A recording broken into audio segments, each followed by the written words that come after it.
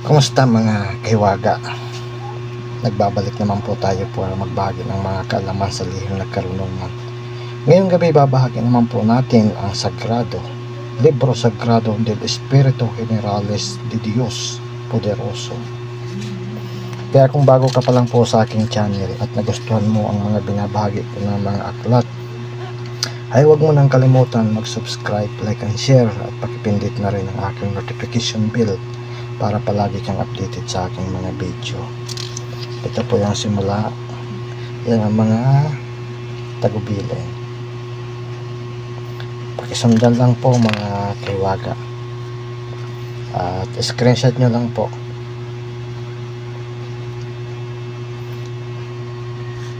Sa gusto pong gumawa ng mga libro ay ito po ang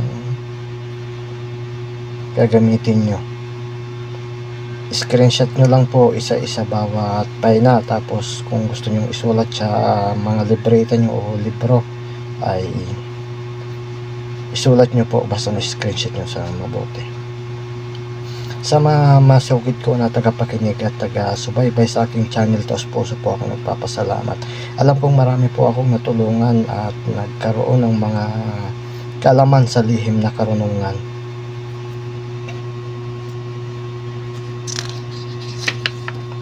Yan.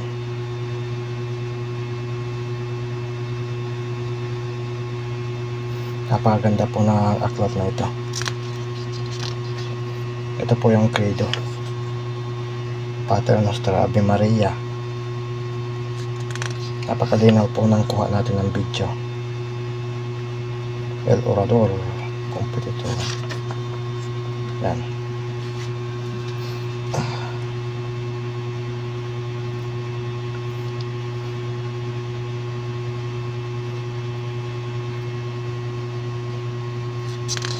Sa mga may mga katanungan, mag-message lang po kayo sa aking channel. Sa Facebook page ko po, Aklat ng Hiwaga, i-search lang po ninyo. Tapos sa YouTube ko, Aklat ng Hiwaga din po.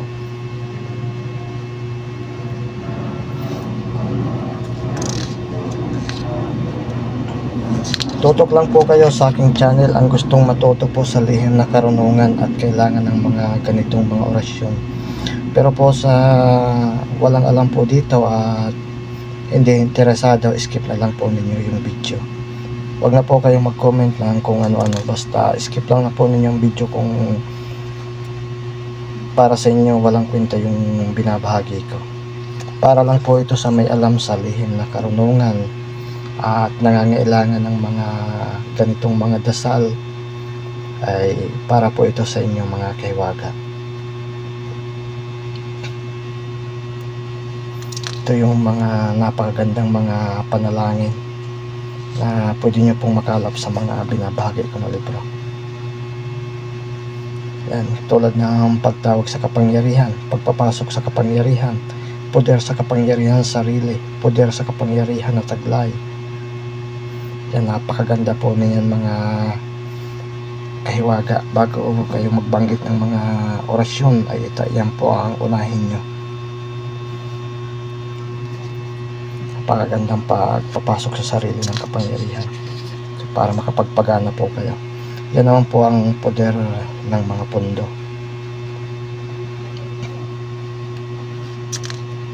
Marami po kayong matututunan basta tumutok lang po kayo sa aking channel.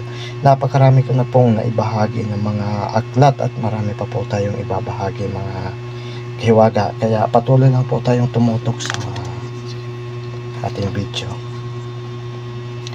Yan po ang poder ng mga poder. Medyo mahaba lang po siya pero napakaganda pong gamitin. Yan, ganyan po. Dito naman po yung mga tagal po sa mangkukulam. Yan. Pwede rin po yung magamit sa gamutan, sa halimbawa nakapagpasanib na kayo ay pwede nyo gamitin yan. Ihip lang po nyo sa daliri, tapos ituro nyo yung mangkukulam o igilit nyo sa liig. Pwede rin po nyo gawin o sa sikmura. Nasa inyo po kung paano nyo gagamitin.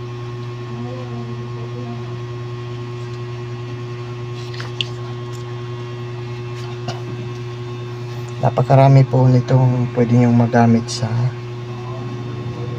panggagamot.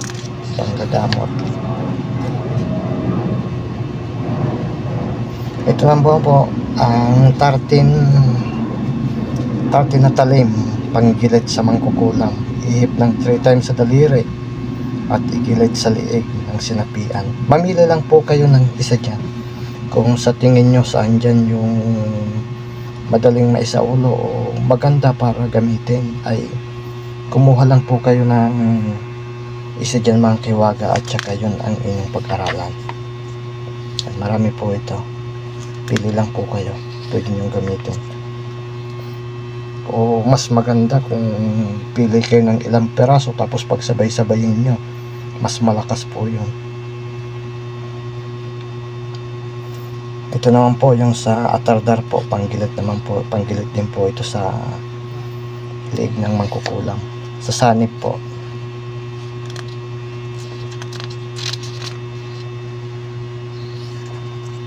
Yan.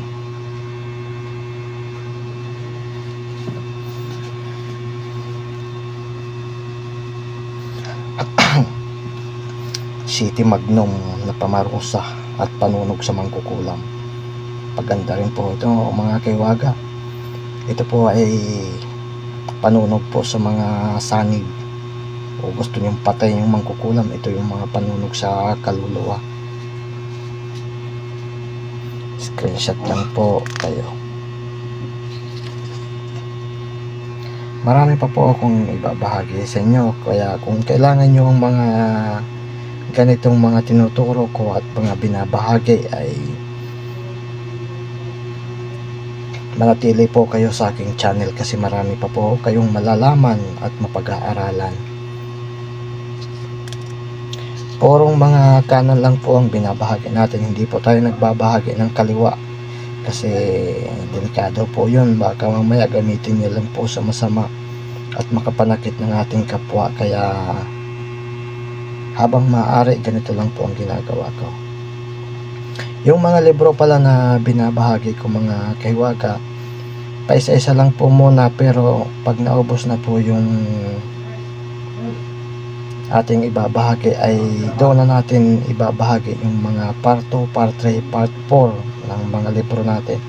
Huwag po kayong mag-alala mga kaiwaga, dahil lahat ng libro natin ay ibabahagi ko sa inyo ng full copy.